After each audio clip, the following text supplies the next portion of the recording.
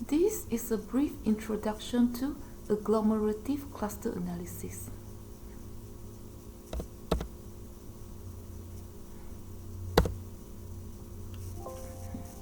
And the data for the cluster analysis came from the CDC Social Vulnerability Index. And here's the website.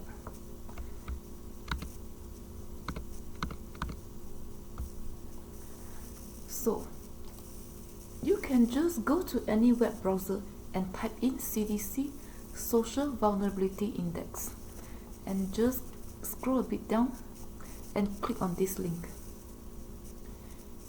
And when you're at the CDC website, scroll down until you see Data and Tools Download. Click on this link. And we want the data. We always want the latest data. And in this study, I use data from Louisiana. And I use county level data from Louisiana. And because I'm not doing a GIS analysis, so I will choose CSV file, and after that, just click go.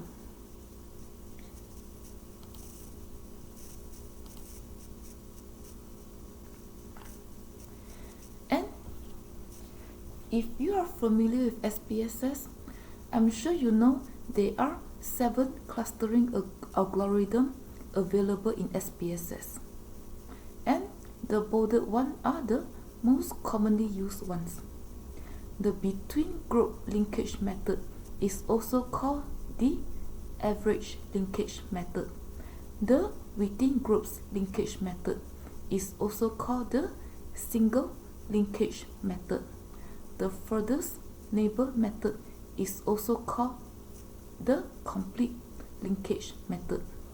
And if you go to this site, it talks about when all these methods are appropriate and in what circumstances. So, this is what we mean by complete linkage method. Just take a few moments to read the description on the right.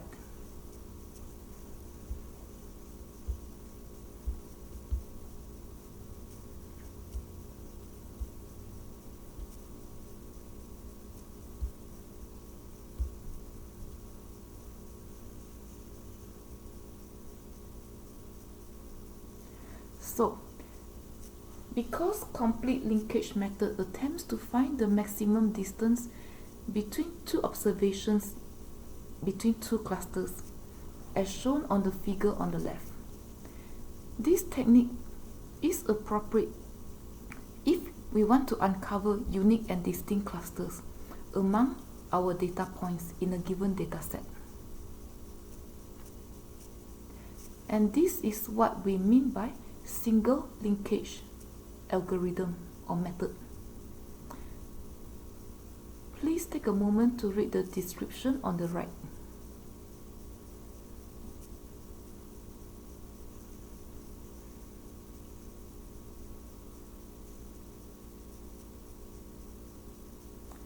As you can see, the single linkage algorithm is more flexible than the average linkage algorithm and the complete linkage algorithm because it can be used to detect irregular clusters or unique clusters or even elongated clusters or clusters with unusual shapes.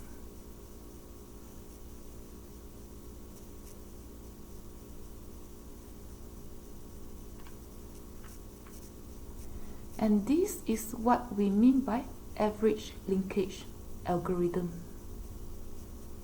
Just take a moment to read the description.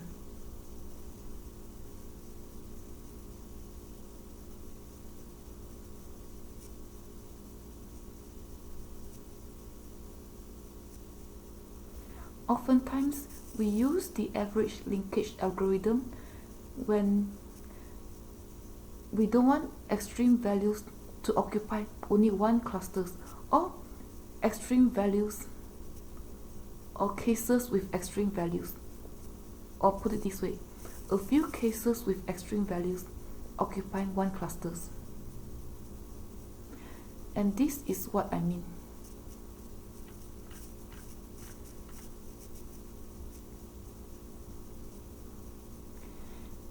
In this example, we can see that there's one cluster with a lot of observations being assigned to that cluster, and there's a second cluster with only one observation, and there's a third cluster with about 6 observations.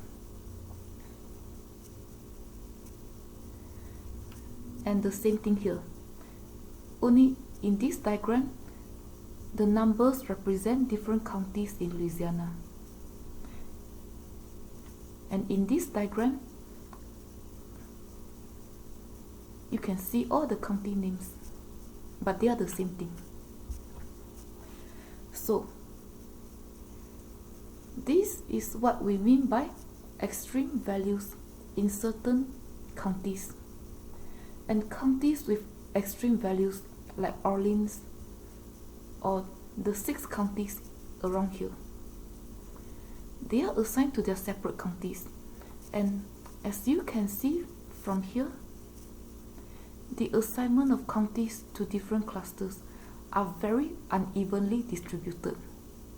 So to circumvent this problem, we can use the average linkage algorithm. This will even things out.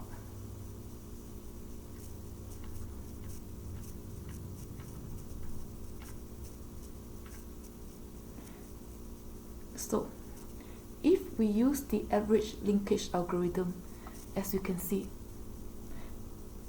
the assignment of counties to different clusters, they tend to be more even. They are less influenced by extreme values. And these two are the same thing. One is just being shown the county names, and the other one, the counties are just being represented by the different numbers. But these two diagrams are essentially the same.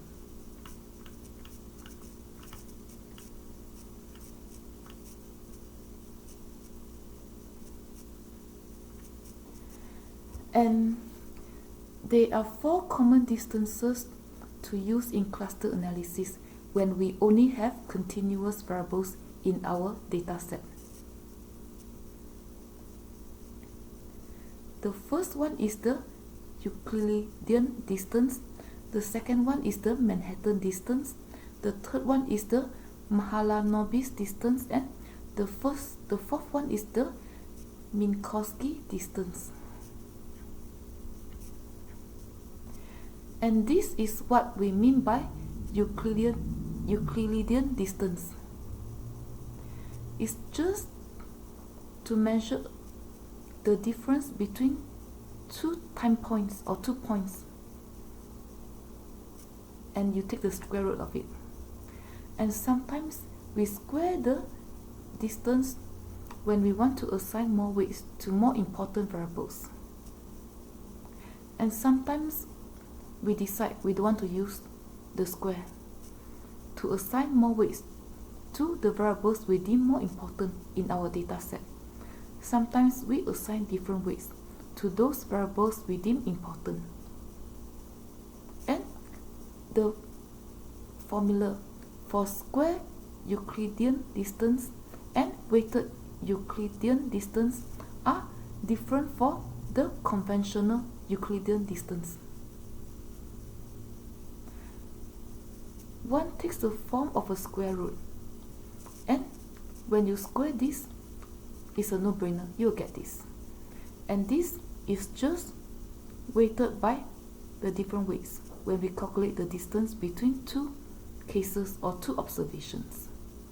And the weights often sum to 1. And this is what we mean by Manhattan or Minkowski distance. They are meant for block data. And just Google what is census block. And vector are essentially data with 1 column.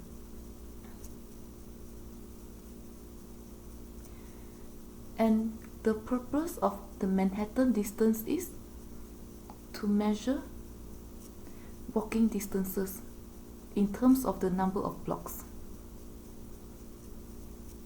And this is how the formula for the Manhattan distance looks like.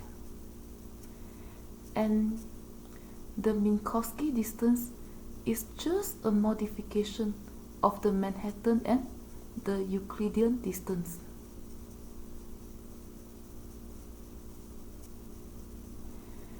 And the Q, we call them the Minkowski inequality.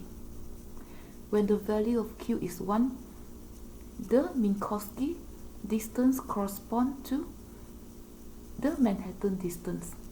When Q takes a value of 2, the Minkowski distance is similar to the Euclidean distance. When the value of Q is between 2 to infinity, is akin to Chebyshev's distance. So just remember the Manhattan or Minkowski distance. They are meant for geographic data, and they often measure geographic points or data points in close proximity within walking distance. And this is what we mean by the Mahalanobis distance. And as you can see from the formula, the Mahalanobis distance, it not only takes the time points into account, but it also takes the potential correlations among variables into account. It attempts to make variables uncorrelated by having a transformation term T in here, in the formula here. And the Mahalanobis distance also takes the mean of the predictor or independent variables into account. And for the Mahalanobis distance, the row where the observation or record is located is subtracted from the mean of all independent variables. And all these differences are transformed to get rid of the correlations. And we also multiply the transform difference between x and m by the inverse of C, the covariance between the variables used in the analysis. So I think the Mahalanobis distance may be more appropriate when we think that there is moderately strong or strong correlations among the variables we intend to use in our analysis.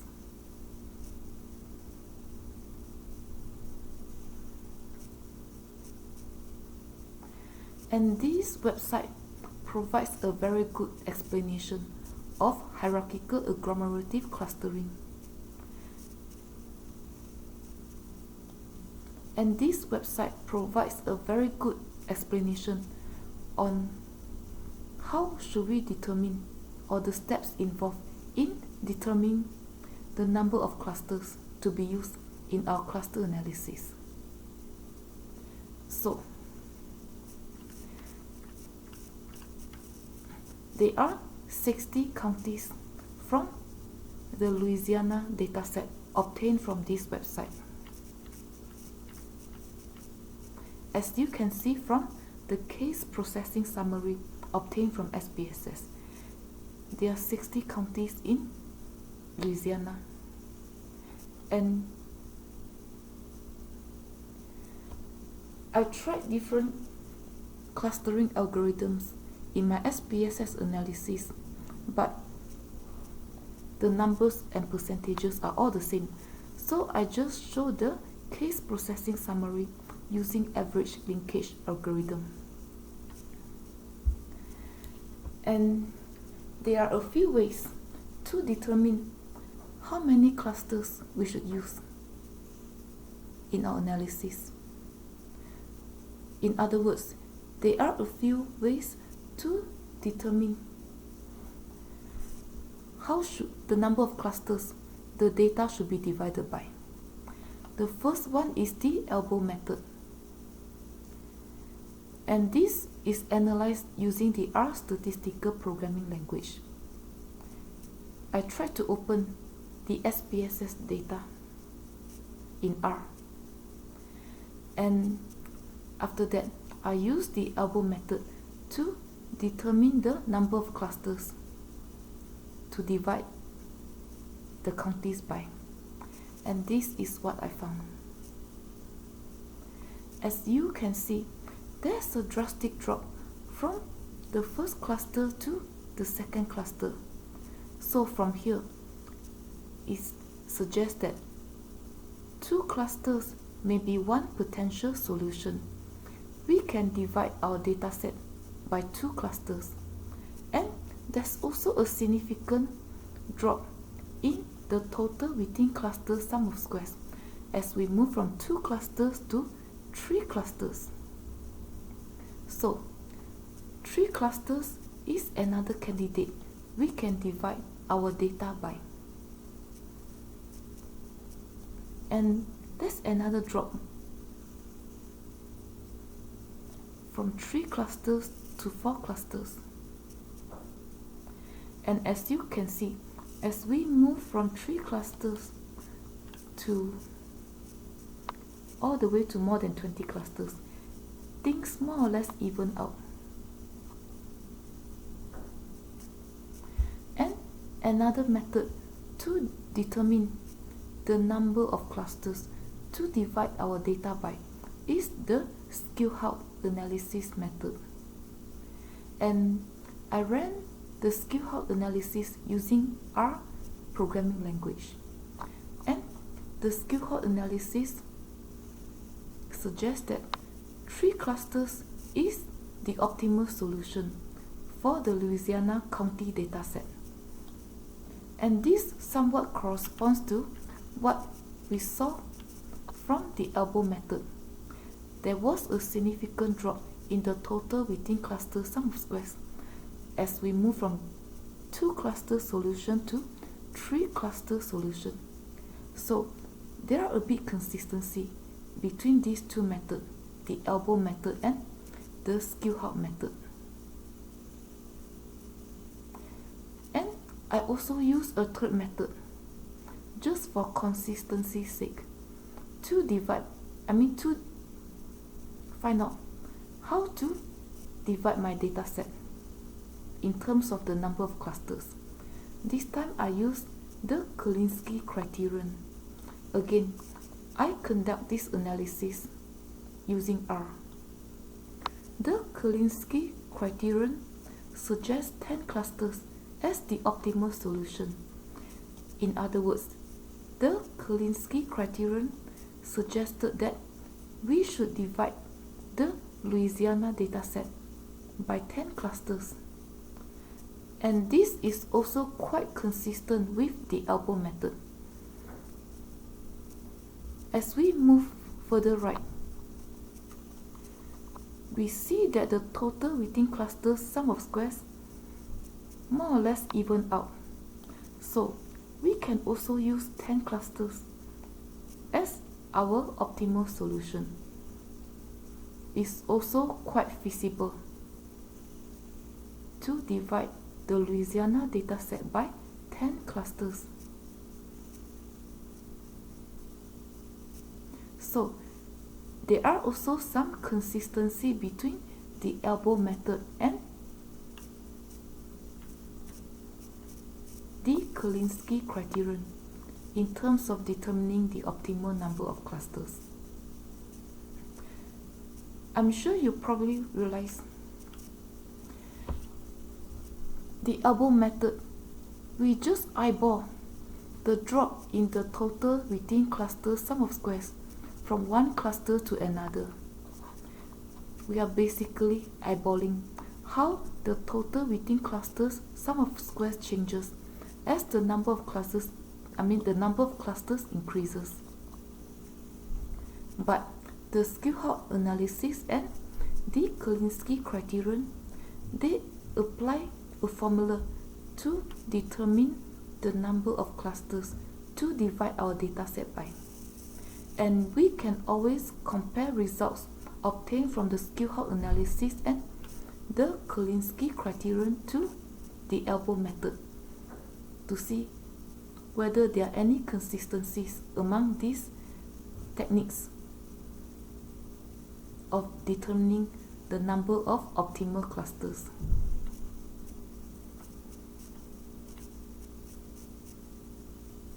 And because the Skillhop analysis suggested 3 clusters as optimal solution, so I initially divided the Louisiana counties into 3 clusters, and this is what I found. I found that there is an uneven distribution of county assignments to these 3 clusters. We see that the first clusters have a lot of counties assigned to it. The second clusters only have 1 county assigned to it.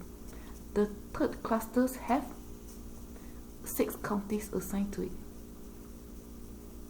And this is the same thing. In this, I just added another line of syntax so that the name of the counties will show in my dendrogram. So as you can see, the counties are very unevenly distributed across clusters. So by looking at these results, 3 clusters may not be an optimal solution for counties assignment. In this example, only Orleans is assigned to the second cluster and 6 other counties are assigned to the third cluster. And if you have access to the Social Vulnerability Index dataset,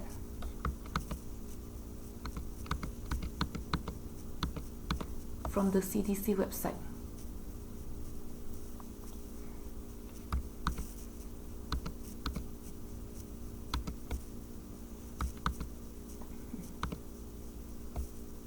you will realize that the values for the variables used are more extreme in Orleans County.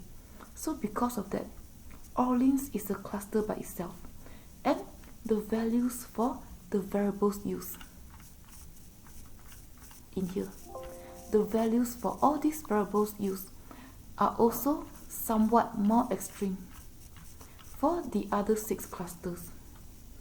Because of that, these 6 counties are assigned to another cluster by its own. So cluster 2 and cluster 3 have counties with extreme values for the variables, for these variables. The values for these variables are more extreme in the second and third county.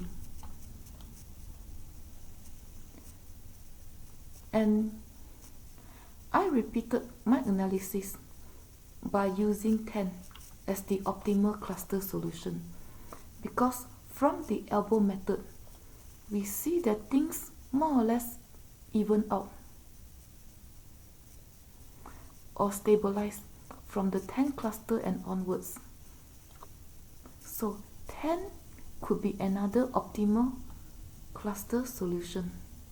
And in fact, the Kolinsky criterion recommended 10 as the optimal cluster solution. So I just try it out by changing the number of clusters from 3 to 10 in my R program. And this is what I found.